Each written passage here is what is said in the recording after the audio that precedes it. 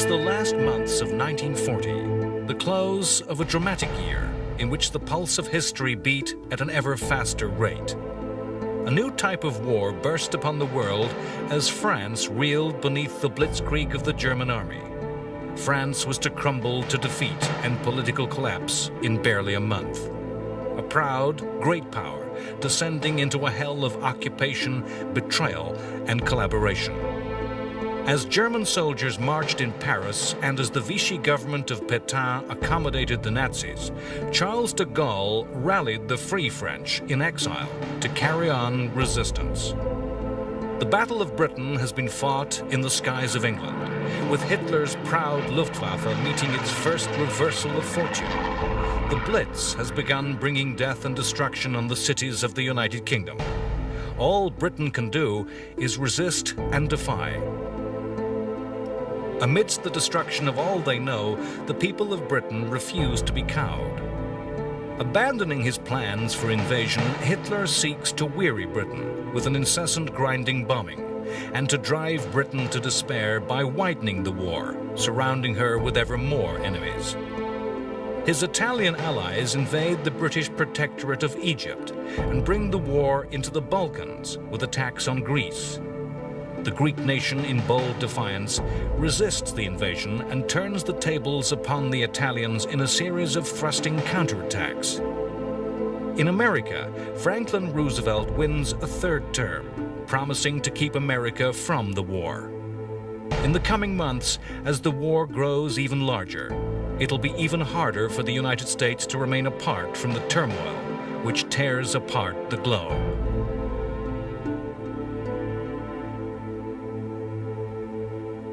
As 1940 drew to a close, the war was spreading ever wider. In southern Europe, Italy had invaded Greece. The motives behind this invasion were the usual desire for a new Roman Empire and the aggrandizement of Mussolini's fascist state. The battle was fought in the winter of the fierce northern mountains of Epirus. Italy had presented itself as a modern fascist state. Mussolini was proud to review what appeared the army of the future, with fleets of tanks and armadas of aircraft. That strength was an illusion. Italy had neither the wealth nor the industrial infrastructure to create true strength. Time and time again, the Italian armies would prove by far the weaker half of the Axis partnership, inadequate to deliver the boasts and promises of the Italian leadership.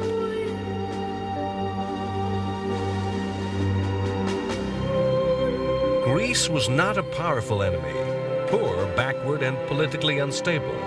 Although itself ruled by a dictatorship with extreme right-wing politics, Greece was nonetheless pro-British and in alliance with Britain and France from April 1939. Presented with Italian demands and threats, the Greek dictator Metaxas, though unpopular, caught the spirit of the Greek people with one-word rejection: "Aki," no. A rebuff that provoked invasion. The invasion by the Italians descended into farce. The invaders were quickly driven back. In just days, the Greek army was pushing into Albania and occupying a large area of formerly Italian territory. With the arrival of winter, the two armies settled into inactivity, but the stage was set for the Balkans to become a dramatic arena of war.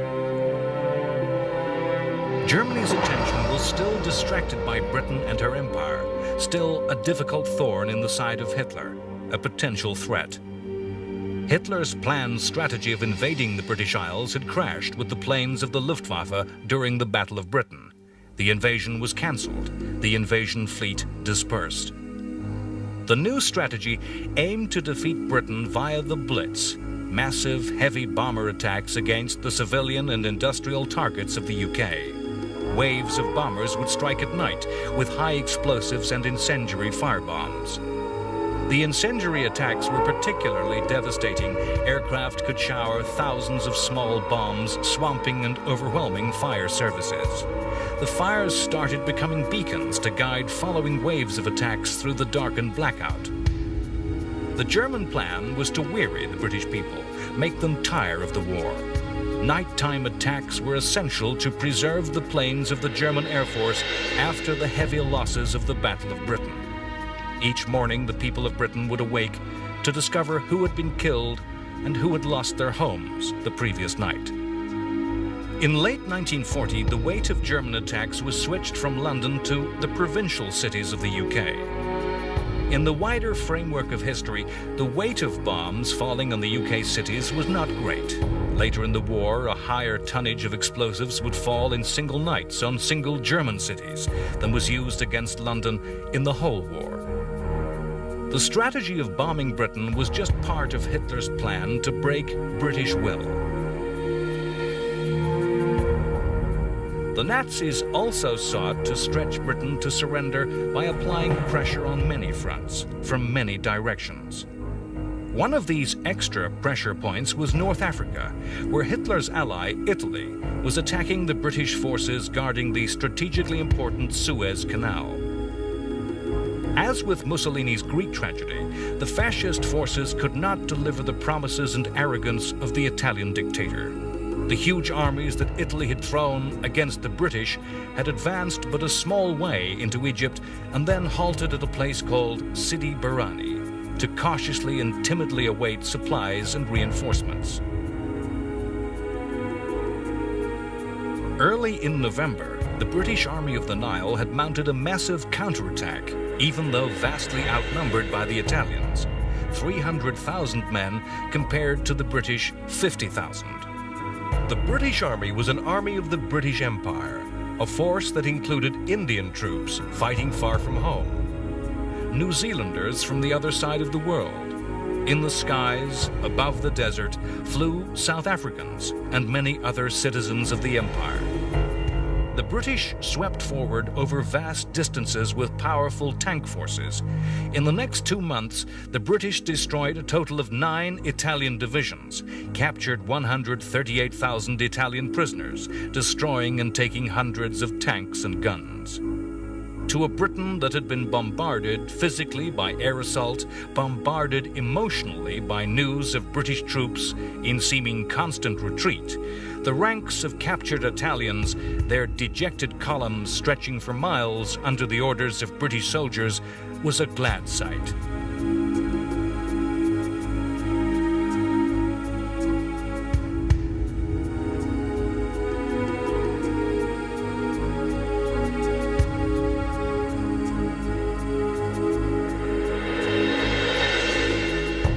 The vast spaces of the desert made for dramatic warfare, a war of movement with open fields of fire and action unimpeded by town, natural barrier, or civilian population. Throughout the fighting in the desert, for all combatants, it was the ability to maintain their lines of supply, not to outrun the lifeblood of fuel, food, and ammunition, that became essential to the success of any advance and the avoidance of defeat.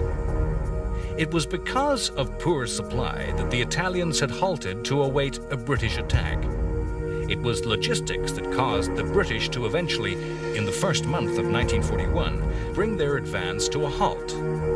The British consolidated. They had captured towns and ports to hold and garrison. The war in the Mediterranean was spreading, and the British offensive in North Africa was halted, for strength to be drawn off to fight other battles against more threatening enemies, to defend more precarious positions. As the British people struggled through rubble of their towns and cities, time and time again, it was to be repeated that the British can take it. The British reply to the German strategy was one of simple resistance and endurance. November 15th saw one of the most notorious and unforgotten raids of this time, when the Luftwaffe destroyed the English Midlands city of Coventry. The city's medieval cathedral was reduced to rubble, and many factories making munitions, engines to power tanks and aircraft and other war supplies were all destroyed. 60,000 of the city's 75,000 buildings were badly damaged in some way. 450 German aircraft made the attack. Only 120 sorties were flown in opposition. and the city had only 40 anti-aircraft guns. Only one German plane was lost. Much history has been devoted to the value of air power in the Second World War. Whether indiscriminate attacks on centers of population were of value, whether or not they were moral. The attack on Coventry showed that a coordinated, focused attack on a relatively small target could be dramatically successful. This was no mass arbitrary terror raid, but one coordinated with radar guidance by the Germans. Specialist Pathfinder squadrons came first, designating the target with highly accurate incendiary attacks that started fires to guide the following planes. A terrible truth is that it was known the raid was coming, but no preparation could be made. The raid was discovered by the reading of the messages transmitted by Germans in the highly secret Enigma machine, code broken by the British Ultra system. The agonizing decision that had to be made was when and when not to use this intelligence. The use of this most secret intelligence was never discovered. The Nazis never believed their deepest secrets could be read, never realizing Enigma was a broken weapon. To use everything would be to ultimately compromise the secret of Ultra. To preserve the source meant sacrificing British and Allied lives. Coventry became a stepping stone in the escalation of the inhumanity and savagery of war. The RAF would revenge Coventry. Britain had no means of striking back at Hitler. The Germans held the strategic initiative, and every move would be of Hitler's choice. British Prime Minister Winston Churchill knew that the only path that led to British victory, rather than simple survival, was involving the United States. And all British diplomacy was to this end. President Franklin Roosevelt had resolutely attempted to keep the United States neutral. Though Roosevelt had won the 1940 election on the promise that his country would not go to war, the American president realized that the gap between the Axis and America was widening, that a world dominated by the fascist powers was not a world to which America belonged. In a broadcast to the American people at the close of 1940, Roosevelt declared his belief that America had to play a part in the war, that the United States should become the arsenal of democracy. There is less chance of the United States getting into the war if we do all we can to support the nations defending themselves than if we acquiesce in their defeat. And that the United States should support all those who struggle to preserve the four freedoms: freedom of speech, freedom of religion, freedom from want, freedom from fear. As Britain and America moved closer together, Hitler's ally Mussolini was proving more and more of a weakness than a strength. The fighting in Greece had proven disastrously humiliating, with the Italian invasion thrown back in retreat. Catastrophe loomed in North Africa, threatening the loss of the entire Italian North African colony of Tripoli. The failures of the Italian armies in these campaigns were to be key events in the war. The list of Italian defeats went on and on. On January 4th, 1941, the fall of the Libyan fortress and port of Bardia brought the surrender of 45,000.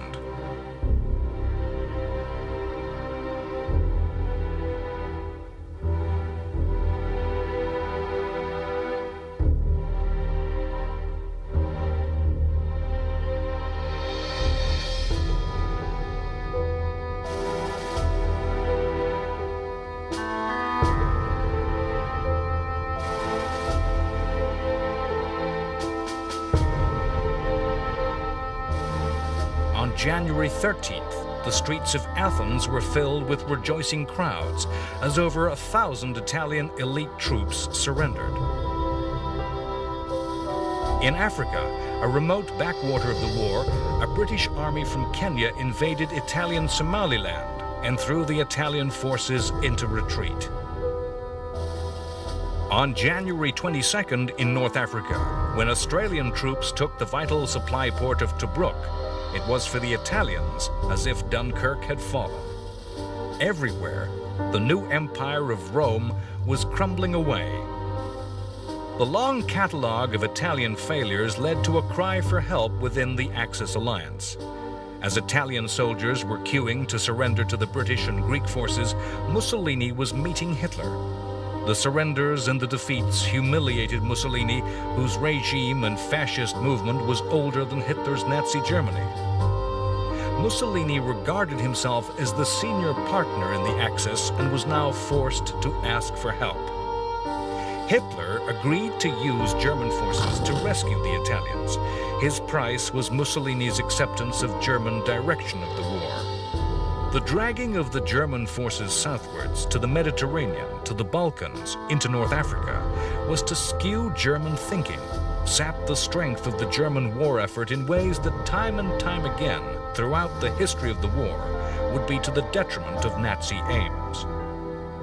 The German move southwards brought a storm of war to Malta as the British-held island came under ferocious air attack from the German Luftwaffe. The attacks on Malta were an obvious move, given its strategic position in the central Mediterranean. Malta's huge, deep, safe natural harbors made it an obvious naval base from which whatever power held the island could threaten a Mediterranean enemy with control of strategic sea routes east to west, north to south. The island was a threatening base for air forces.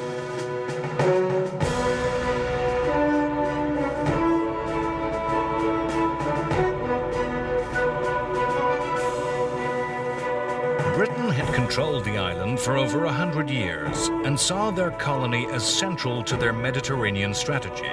It was a fortress with several airfields and a huge naval dockyard, and was an outpost in every sense. Only 95 kilometers from Italy, yet 1,600 kilometers from the nearest British base. The Axis alliance sought to destroy Malta from the air.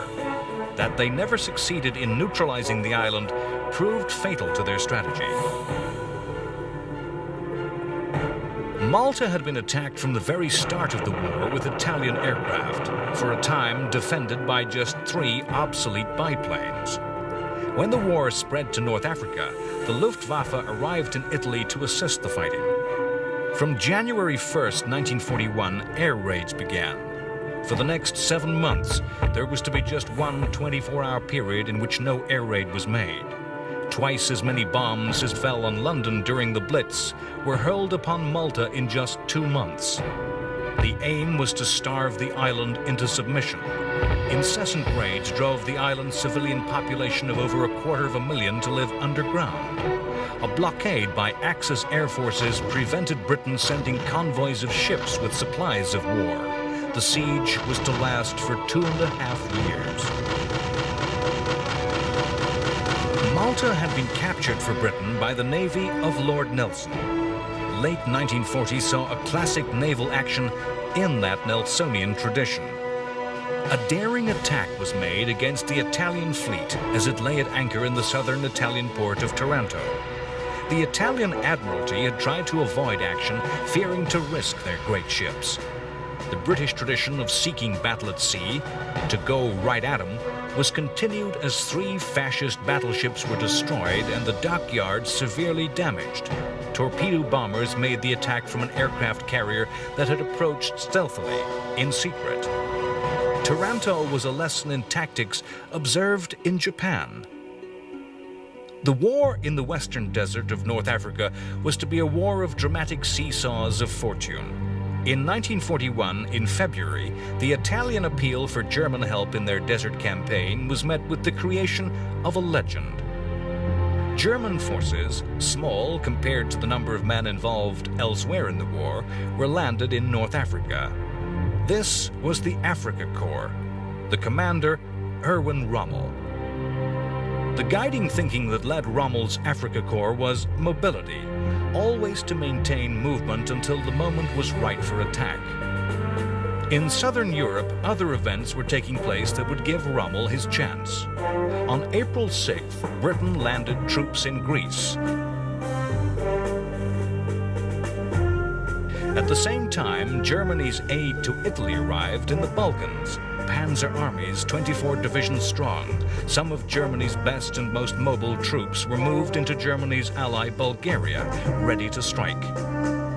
On April 6th, those troops burst in a simultaneous blitzkrieg upon both Greece and Yugoslavia. The war was to be remarkable by the speed with which countries were to collapse before blitzkrieg onslaught.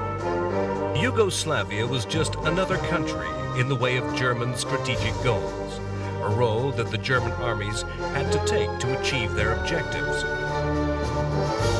Yugoslavia fell in 9 days. Its army of over 1 million descended into chaos. Yugoslavia's factions and ethnic hatred surfaced as the Croatian and Muslim units in its multi-ethnic army mutinied and went over to the Nazis. The Germans lost just 151 dead as they simply marched through the country to attack Greece. The lack of Yugoslav resistance meant that the combined British and Greek armies were completely outflanked, outnumbered, outgunned, and overwhelmed.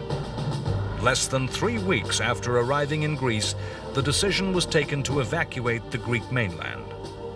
A long fighting retreat began as British, Australian, and New Zealand soldiers began a withdrawal, heading south towards yet another Dunkirk. Once again, the Navy rescued the soldiers. 50,000 were saved. Greece was added to the long list of countries over which Axis domination was spread.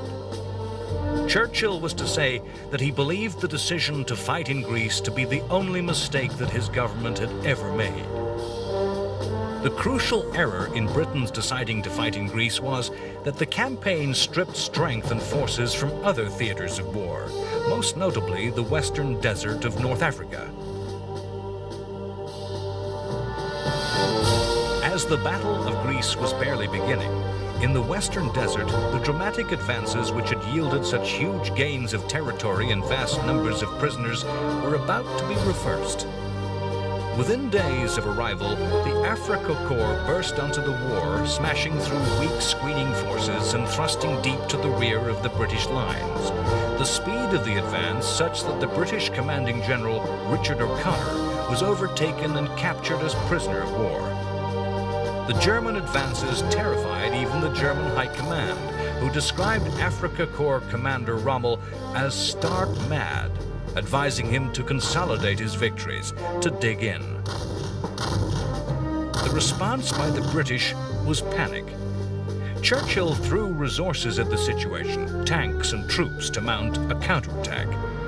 Rommel and the Africa Corps were as able in defense as they were in attack. The British attacks were driven back.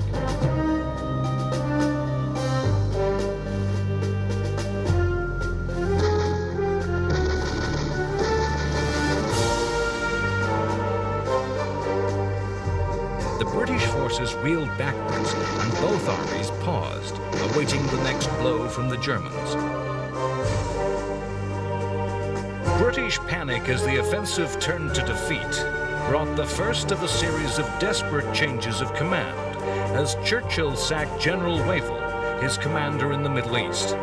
In the coming year, British general after British general were to pit their wits against Rommel. On the other side of the world, events were taking place that were to have a dramatic and devastating effect on the war, on the whole course of Chinese history. China had been the scene of a protracted war since the 1930s. Indeed, some historians hold that World War II really started in 1937, as China struggled to resist the forces of the Empire of Japan.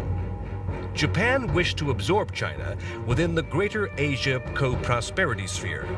Masquerading as an alliance against European colonial exploitation, the Co-Prosperity Sphere was, in reality, a mechanism by which the resources of Asia were exploited by Japan. It was a war with its own justification, a war to gain the resources that were needed to fight the war. In China, the Japanese fought an alliance between the Kuomintang, the nationalists, led by the military strongman Chiang Kai-shek, and communist forces led by Mao Zedong. The anti-Japanese alliance was always built on shaky foundations. Before the Japanese invasion, the two factions had fought for control of China. Already in January 1940, the cracks were appearing in this alliance, which warned of future conflict. The communists were developing a new way of war in fighting the Japanese, the theory of revolutionary guerrilla war. The war of fighting was corresponded by a war of words, of politics and diplomacy. In the early part of February 1941, Japan issued ominous threats. The expansion of Japan into the territory of its neighbors was always cloaked in the morality of anti-imperialism. On February 24th, the Japanese Foreign Minister Tosui Matsuoka said that Japan has a natural right to the Western Pacific and Australia. The white races must cede this area to the Asiatics. We have a natural right to migrate there. In the War of Words, Winston Churchill once more used his weapon of choice in a passionate appeal to the United States. We shall not fail or falter. We shall not weaken or tire. Neither the sudden shock of battle nor the long-drawn trials of vigilance or exertion will wear us down. Give us the tools, and we will finish the job. Already, the United States was supplying some of these tools. Under a policy called cash and carry, U.S. weapons bought in the U.S. and carried in U.K. ships were held not to violate U.S. neutrality. And the agreement to exchange destroyers for bases was easing the position in the battle for the Atlantic.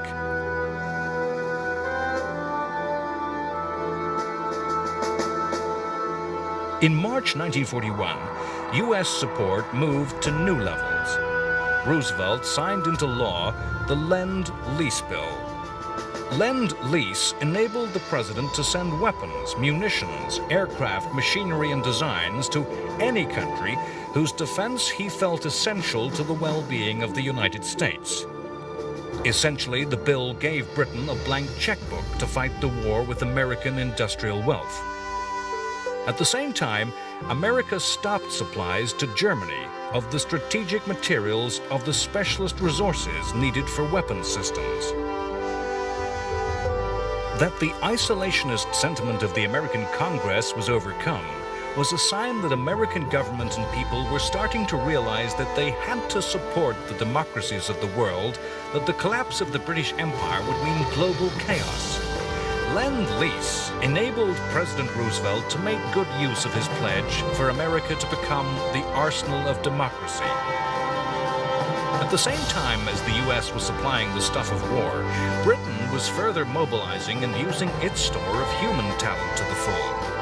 The mobilization of women was essential to the British war effort, and the British government used its powers to conscript women into industry. Women were drafted into all areas of industry and transport, into previously exclusively male preserves. Jobs previously classified as mysterious male crafts were suddenly de-skilled, and women took the places of men taken into the armed forces. It was an area where Nazi ideology was weak. The Nazis believed women only good for the breeding of children and caring of the home. This tunnel vision was to be a failing in the mobilization of industry.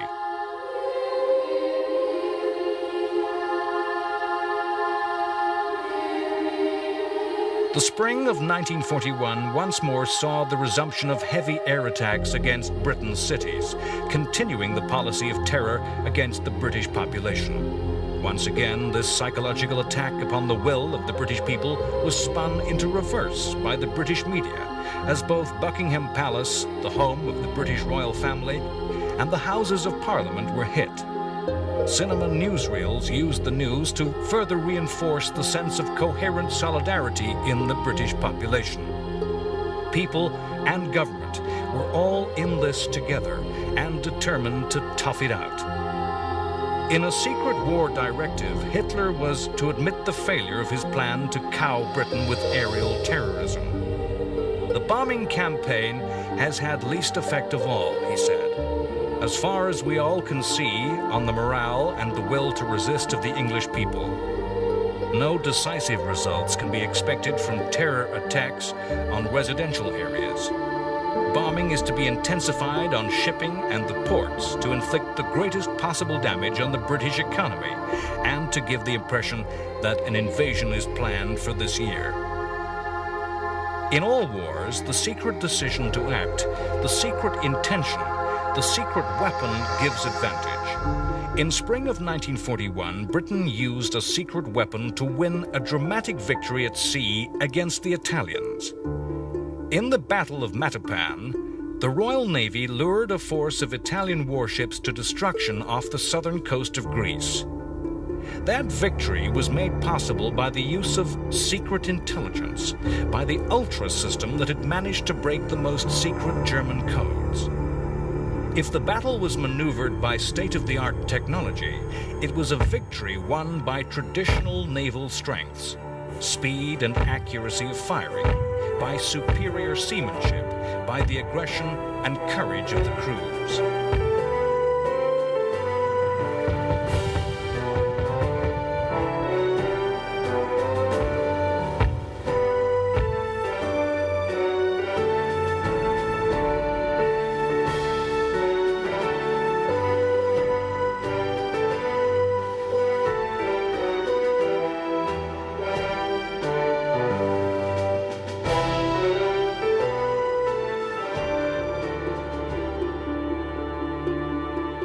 On May 10th, one of the strangest episodes in the story of the war occurred.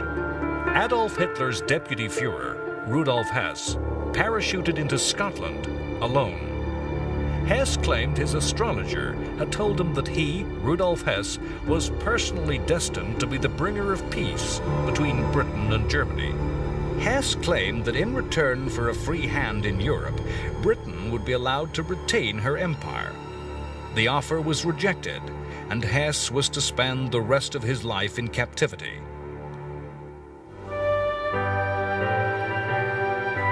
Amidst all the fighting on the land, the new diversion of aerial battles and the struggle of small ships against the submarine, it was still the Royal Navy at sea, as battle fleet, a line of mighty ships sailing in line astern that was taken as the symbol of Britain's armed might.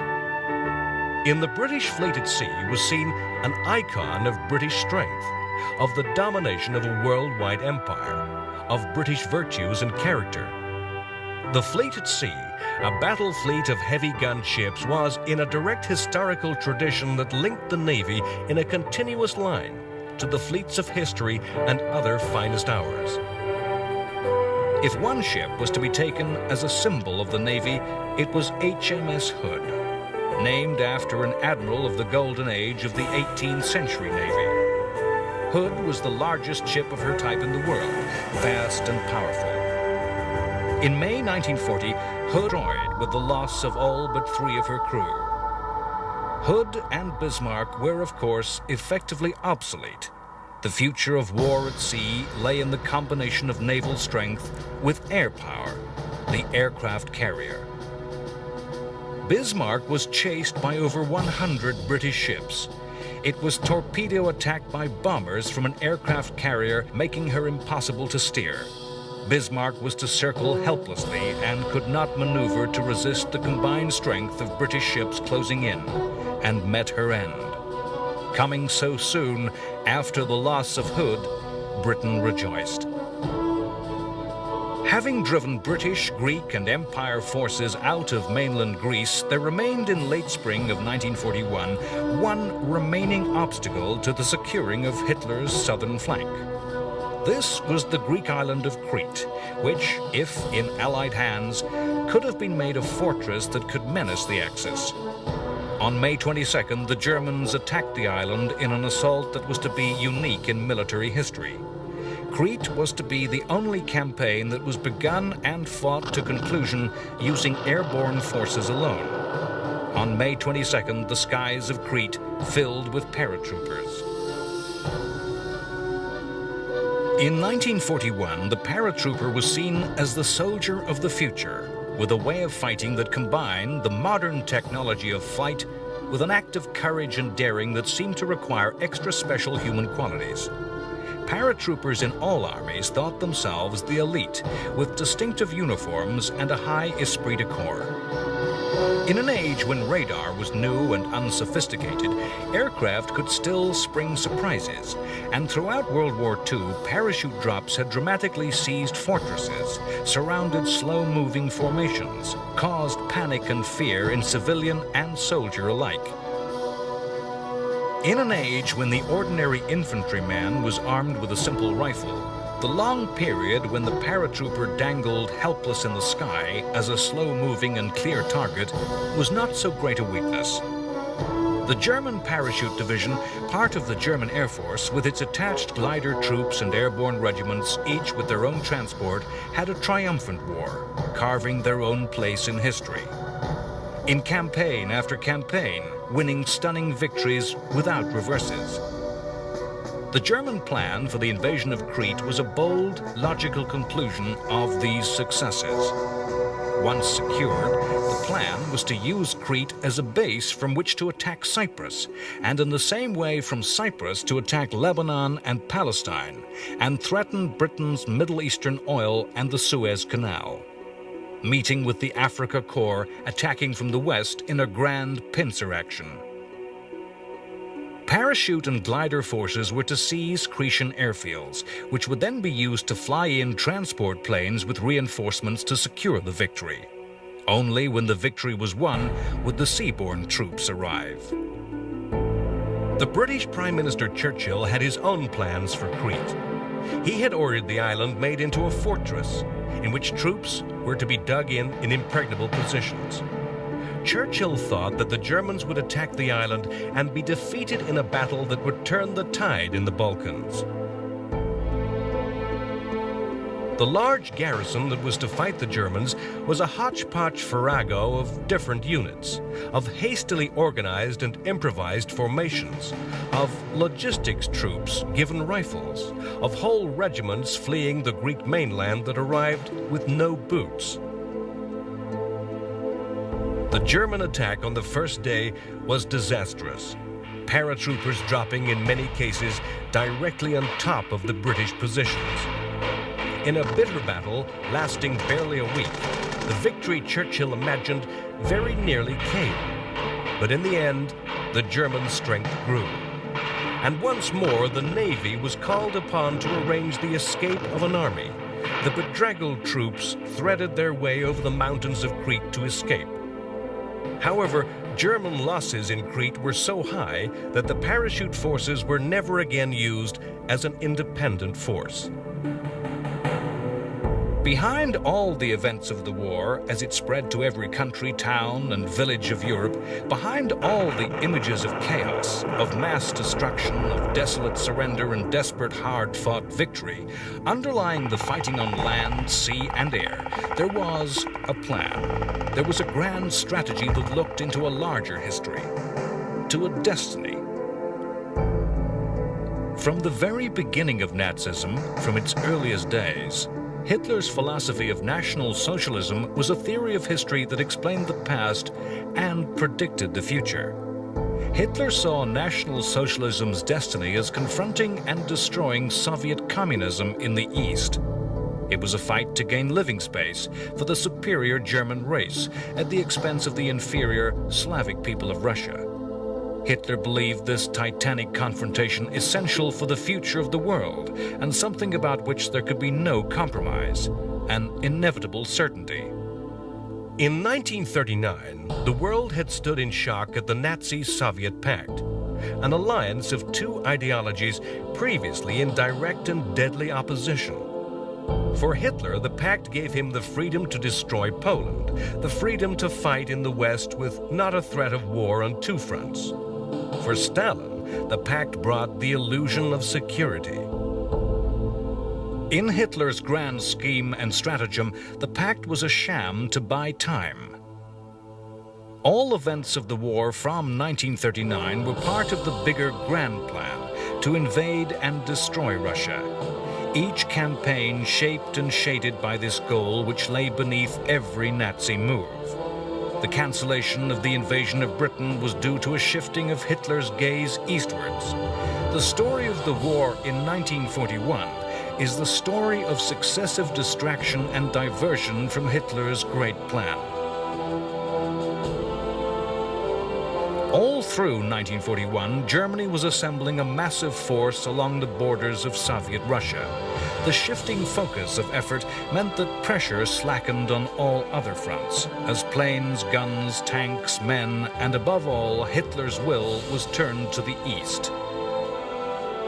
As Stalin reviewed his armed forces, he believed his country was safe.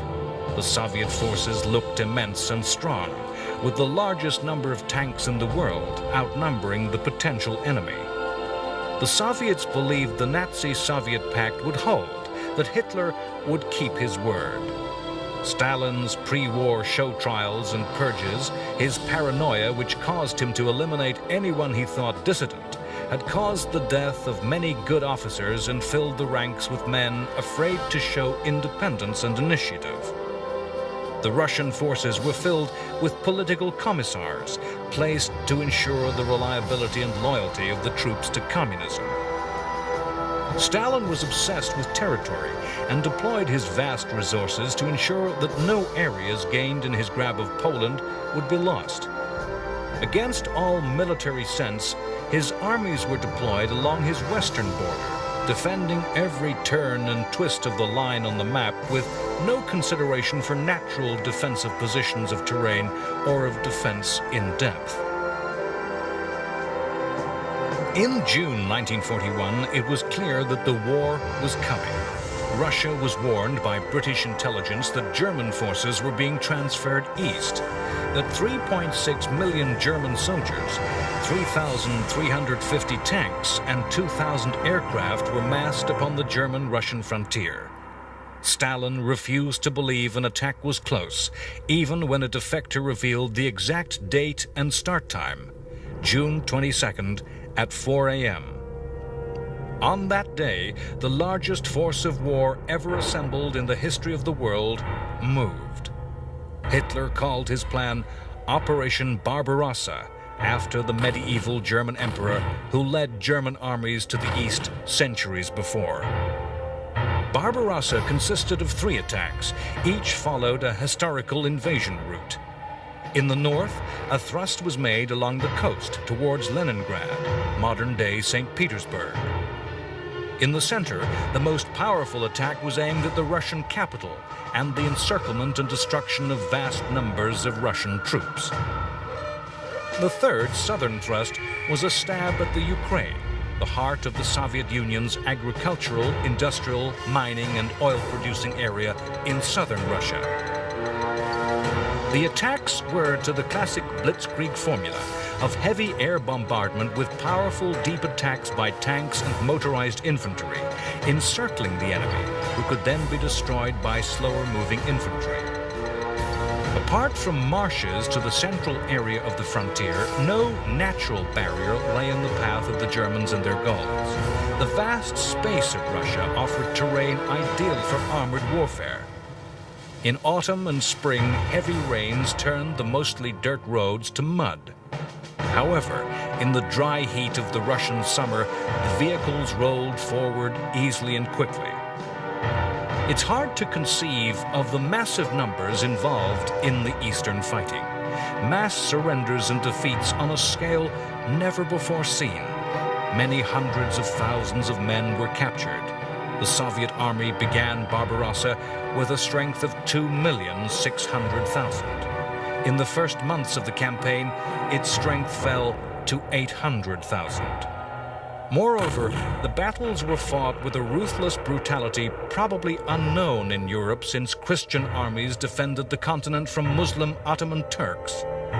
Encircled, surrounded Russians fought with a tenacious despair that even the most stubborn and determined French soldiers had not shown. The Germans showing ferocious lack of pity that no Western soldier had yet to face.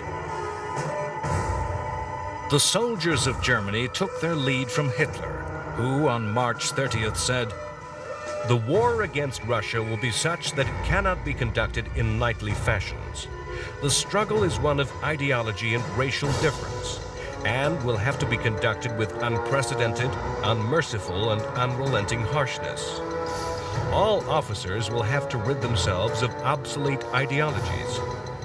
I know that the necessity for such means of making war is beyond the comprehension of generals, but I insist that my orders be executed without contradiction. The commissars are bearers of ideology directly opposed to National Socialism. Therefore, the commissars will be liquidated. German soldiers guilty of breaking international law will be excused. Russia has not participated in the Hague Convention and therefore has no rights under it. German soldiers, many of whom had grown up under Nazi rule, identified with Hitler's words and were callous instruments of his will. Russian troops of all ranks and classes were treated with disregard. The communist commissars, the political officers, were shot out of hand. A total of 5,700,000 Russians were captured by the Germans in the whole of the war. 3,300,000 were to die in captivity. Yet, in the Russian mind, fear of the enemy was outweighed by fear of Stalin. Generals who failed were shot as traitors by the Russian secret police. Rather than save their forces by tactical retreat, Russian generals would rather await surrender and annihilation. The success of Barbarossa seemed the fulfillment of the Nazi destiny and the end of Soviet communism, a vindication of the Nazi ideology. Those who do not understand history are condemned to repeat it. The German armies followed in the footprints of the French army of 1812, which had perished in the snow of the Russian winter. Barbarossa began in late June, when already some of the better, finer weather of the Russian summer had gone, and the countdown to the deep Russian cold begun. The deep, deep cold that was as ferocious an enemy of the invader as any army. Historians will forever debate whether the wars in the south of Europe delayed the start of Barbarossa, leaving too little time before the end of summer. Barbarossa was Hitler's vision, his dream. In the twists and turns of the timeline of events, of possibilities, ifs and maybes, it's fascinating to contemplate an alternative course of history. As Hitler's 153 divisions of nearly 4 million men forged eastwards, in North Africa, Rommel's Africa Corps prepared to mount an invasion of Egypt, but with a fraction of the vast numbers in Russia. Had but a small share of these troops been given to Rommel, his strength would have overwhelmed the British, and his victory would have probably forced Britain to make peace. The implications of what might have been are frightening to contemplate. But in September 1941, the Nazis had no thought for any other future, any other than that which led into the vast spaces of the East. In September, Hitler's army marched ever eastward with triumphant certainty. A month later, the first snows of winter were to fall.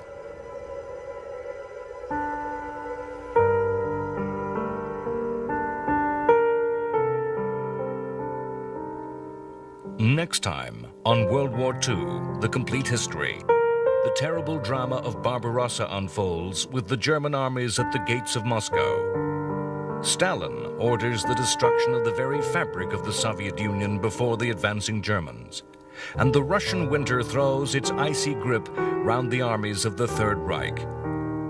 As America marches on the path to war, an old soldier, Douglas MacArthur, is recalled to the service of his country. Britain and America move closer to alliance as the U.S. Navy begins to take active involvement in fighting German U-boats in the North Atlantic. In the constant fencing of diplomacy around the war of words that went hand in hand with the fighting, Stalin urges his Western allies to start a second front. In the Far East, Japan continues its ever more belligerent attacks upon the European powers in Asia. In a last desperate move to preserve peace, U.S. President Roosevelt appeals directly to Japanese Emperor Hirohito. While politicians talk peace, The fleet of the Japanese Empire secretly approaches the Hawaiian Islands and the U.S. base of Pearl Harbor. Its aim, to knock the U.S. Navy out of the Pacific War. The strain breaks, and on what Roosevelt is to call the Day of Infamy, as the U.S. fleet lies at anchor, the planes of the Japanese Navy burst out of a morning sky to rain death and destruction. Sane minds in Japan already know it is a desperate gamble for the Japanese Empire, that a war must be won quickly or lost to the industrial might of America. On the same day, Germany declares war upon the United States, and the fates of both Nazi and Japanese empires are sealed.